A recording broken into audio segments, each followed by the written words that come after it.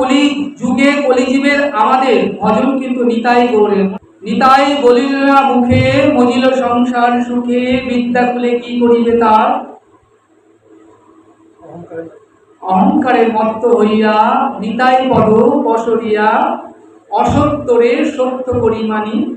তাহলে শাস্ত্র আমাদেরকে কিন্তু পরিষ্কার করে বলে দিচ্ছেন ভজ নিতাই। কি বলছেন? ভজ নিতাই। তুমি নিতাই ভজলে না, তাই তো গৌর পেলে না। শাস্ত্র বলছেন ভজ নিতাই, গৌর মেলেনি তাই। ভজ ভজ নিতাই ভজ, নিতাই ভজলে গৌর পাবে, গৌর পেলে বোঝে যাবে, বোঝে গেলে আমার রাধা গোবিন্দের সেবার অধিকারী হবে। তাহলে গৌর দেবার মালিককে নিতাই, তাই বলতে হবে জয় নিতাই। চলতে ফিরতে নিতাই নিতাই নিতাই হা নিতাই, নিতাই বলতে হবে। নিতাই যতক্ষণ না বলবে গৌর কখনো পাবে না। বৃন্দাবনে কৃষ্ণকে দেবার মালিক রাধা রানী, তাই বলতে হয় রাধে রাধে। তেমনি কলিযুগের জীবের একমাত্র ভজন হা নিতাই, হা গৌর। যেমন এখানে নরোত্তম দাস ঠাকুর বারবার বলছেন, গিরে থাকো বা বনে থাকো সদা হা গৌরাঙ্গ বলে থাকো। তুমি গিরে বা বনে থাকো বড় কথা নয়, দিনান্তে একবার হা গৌর হা নিতাই বলো তো। যে দিনটা বললে না, যে দিনটা তোমার কর্ণ দিয়ে হরিকথা হৃদয়ে প্রবেশ করলো না, সেই দিনটা তোমার বিফলে গেল, বেকার চলে গেল। তাই বললেন যে নরোত্তম দাস ঠাকুর বলছেন যে গিরে বা বনেতে থাকে সদা হা গৌরাঙ্গ বলে ডাকে, নরোত্তম মাগে তার সঙ্গ, গৌর নাম অমিয় ধাম, প্রীতি গৌর কথা, জীবনে গৌর মরণে গৌর, গৌর গলার হারা, আবার শয়নে গৌর স্বপনে গৌর, গৌর নয়নের তারা, গৌর বিহনে নাবাজি পরাণে, তাই তো গৌর করেছি সার, গৌর বলে যা হোক পরাণ কিছু নাই চাহিয়া, গৌর ধর্ম গৌর কর্ম গৌর বেদের সার, ওগো গৌর পদে প্রাণ সবিছি গো, গৌর করিবে পার। এসব আজকে এই পুণ্যতিথিতে আমরা এই সৎসঙ্গে মন প্রাণ আমাদেরকে গৌর চরণে সমাপন করে দিয়ে বসে থাকি। তিনি এসেছেন পতিত পাবন গৌর হরি। হে গৌর হরি, তোমার নামের আগে একটা বিশেষণ যুক্ত হয়েছে পতিত পাবন। তুমি পতিতকে পাবন করবার জন্য এসেছে। আমার সম পতিত প্রভু না পাইবে আর, শ্রীকৃষ্ণ চৈতন্য প্রভু দয়া কর মোরে, তোমা বিনা কে দয়ালু জগত সংসারে, পতিত পাবন হেতু তব অবতার, মৌ সমপতিত প্রভু না পাইবে আর। জানো তো গৌর সুন্দর, আমার মতো পতিত আর তুমি পাবে না। আমি কেমন আমি জানি, জগত লোকে জানে আমি কেমন, কিন্তু আমি তো নিজে জানি আমি ভালো না। আমার মতো পতিত আর দুটি নাই। তুমি অন্তরে জানে, তুমি সব জানো। তাই বহুবার আমার জন্ম হয়েছে, উদ্ধার হই নাই। তাই এই কলিযুগে কলিজীবে তুমি এসেছো যে অবতারে, পতিত পাবন গৌর হরি। তাই আমি দেহ মন প্রাণ তোমার ওই রাঙা চরণে সমাপন করলাম। বড় আশা নিয়ে এসেছি, এবার যদি উদ্ধার হই। কেন না, কলিজীবে তরাইতে তোমা বিনা আর কে আছে, পতিত পাবন গৌর হরি, আমার সমপতিত প্রভু তুমি না পাইবে আর। তাই গৌর হরি চরণে এসো মা, আমরা আজ থেকে প্রতিজ্ঞা করি দেহ মন প্রাণ সব সমাপন করে দেব। যা গৌর গোবিন্দ সেবায় লাগে না সেই জিনিস আর করব না। অশুদ্ধি জিনিস, অপবিত্র জিনিস এই কণ্ঠ দিয়ে শরীরের মধ্যে প্রবেশ করাবো না। যদি প্রবেশ করাও তবে কে দেখছে আমাকে, আমি তো ঘরেই খাই, যা খুশি খাবো, যেমন খুশি চলবো, বেশ ভালোই তো আছি। ওমা তবে শরীরটা রোগগ্রস্ত হবে, ব্যাধিগ্রস্ত হবে, এমন রোগগ্রস্ত হবে যে অ্যান্সার মৃত্যু ছাড়া তার গতি নাই। অনন্ত দুঃখ অনন্ত যাতনা তোমাকে ভোগ করতে করতে করতে করতে পচে গলে দেহটা বিনাশ প্রাপ্ত হয়ে যাবে। আবার জন্ম হবে, আবার মৃত্যু হবে, আবার পুনঃ পুনঃ জননাম, পুনঃ পুনঃ মরণাম, পুনঃ পুনঃ মাতৃজঠরে শয়নাম।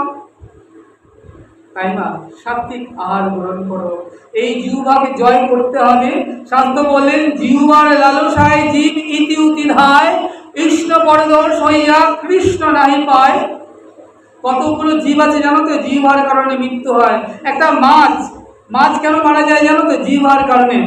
বড়শিতে যখন খাবার দিয়ে পুকুরের মধ্যে ফেলা হয়, মাছ দেখে বাহ কি সুন্দর খাবার, মাছ কি করে দৌড়ে গিয়ে কামড়ে যেই খায় খাবারটাকে, উনি বুঝতে পারে না খাবারের মধ্যে বড়শি লুকানো ছিল, কাঁকড়ার সঙ্গে আটকে যায়, আর টান দেওয়ার সঙ্গে ছিপ বড়শিটা সঙ্গে মাছটা উঠে আসে, মাছটা মৃত্যুবরণ করে।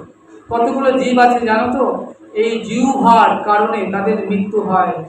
শরীর অবিদ্যা জাল জরেন্দ্রিয় তাই কাল, জীবে ফেলে বিষয় সাগরে, তার মধ্যে জিহ্বা অতি লোভময় সুদূর মতি, তাকে যেটা কঠিন সংসারে, কৃষ্ণ বড় দয়াময় করিবারে জিহ্বা জয়, সপসাদান্না দিলা ভাই, সেই অন্নামৃত পাও, রাধা কৃষ্ণ গুণ গাও, প্রেমে ডাকো চৈতন্য নিতাই।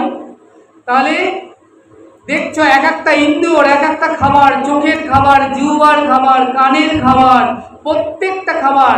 কানের খাবার কি জানো?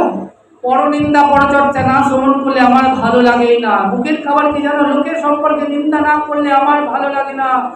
যাগুলো ভগবানের সেবায় লাগে না সে খাবার না খেলে আমার শরীর ভালো লাগে না। এরকম আমাদের শরীরের এক একটা ইন্দ্রিয়ের এক একটা খাবার।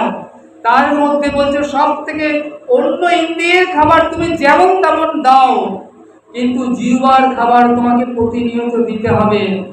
আর এই জিহ্বার খাবার থেকে হৃদয়ে প্রেম উৎপন্ন হয়। তার মধ্যে যদি তুমি একটি জিহ্বাকে কৃষ্ণ প্রসাদে দিতে পারো, তাহলে কি হয়? জিহ্বা কন্ট্রোলে থাকে, তাহলে দেখবে তোমার রাগ, হিংসা, লোভ, দেশ সব দূরে চলে গিয়েছে। আর তোমার ওই টিভি দেখতে ভালো লাগছে না, লোকের নিন্দা চর্চা করতে ভালো লাগছে না, কারুর অন্য কিছু দেখতে, খারাপ কিছু দেখতে ভালো লাগছে না। মনে হচ্ছে সন্ধ্যা হলেই যদি আমি একটু হরিবাসরে যেতে পারতাম, একটু হরিকথা শ্রবণ করতে পারতাম, একটু সৎসঙ্গে যেতে পারতাম, একটু সাধুগুরু বৈষ্ণব চরণ তলে গিয়ে বসতে পারতাম, একটু চরণ তুলি মারতে পারতাম, তাহলে আমার আসা যাওয়া সার হতো।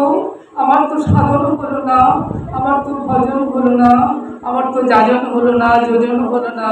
আমি যেমনি এলাম তেমনি গেলাম। আমার তো দিন যায় দিন যায়, দিন বয়ে যায়, এক একটা করে দিন আমার চলে যায়। কি বলে এসেছিলাম, কি বলে কৈফিয়ত দেব? তাই মা আর সময় নাই, চলে যেতে হবে দেহ ছেড়ে। এসো আমরা মন প্রাণ সব ওই গৌর রাঙাচরণে সমাপন করে দিয়ে বসে থাকি সবাই খালি তাই ভাগবত বলে। আর সময় হয়ে গিয়েছে মা, ভাগবত কথা আমরা এখানে বিশ্রাম রাখছি। যাও মহাপ্রভু যেমন কৃপা তেমন হয়েছে, তোমাদেরকে ঘরে ফিরতে হবে। শুধু যে যার ঘরে ফিরলে হবে না, আমাদের আসল ঘরে আমাদেরকে ফিরতে হবে, সেটাও যেন মাথাতে থাকে। আমরা এই জগতে যারা এসেছি এটা ভাড়ার বাড়ি, তোমার দেহটাও তো তোমার নিজের নয়, এটা পিতামাতার দান। এটাও বলতে পারো না এটা আমার। যে বাড়িতে আছো এটাও তোমার নয়, যে জগৎটা আছো এটাও তোমার নয়, এটাও মৃত্যুময় জগতে। জেলখানায় থেকে কি কেউ কখনো সুখে থাকতে পারে? আমরা তো জেলখানায় রয়েছি, অনন্ত দুঃখ যাতনা ভোগ করছি, তবু আমরা একটুখানি বলছি কি সুখ কি সুখ কি সুখ কি সুখ, তাই না? তাই এই সুখের পাশেই আছে অনন্ত দুঃখ অপেক্ষা করে। তাই মা চলো আমরা গৌর ভজনা করে আমরা এই জন্মে গৌর গোবিন্দ চরণ প্রাপ্ত হয়ে যায়। একবার সকলে জয়ধ্বনি দেবে মা। শ্রী গুরু নিতাই গৌর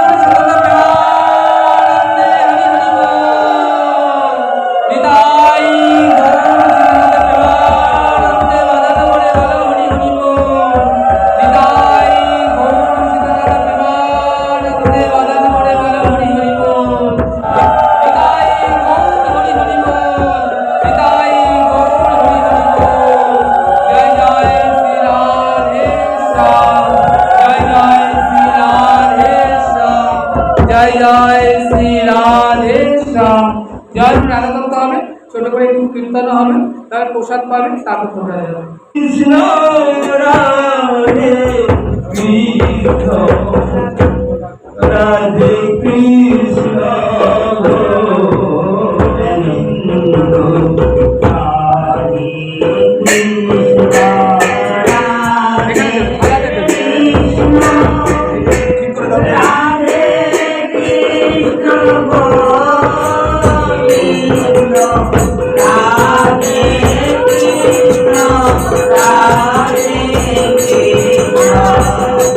Radhe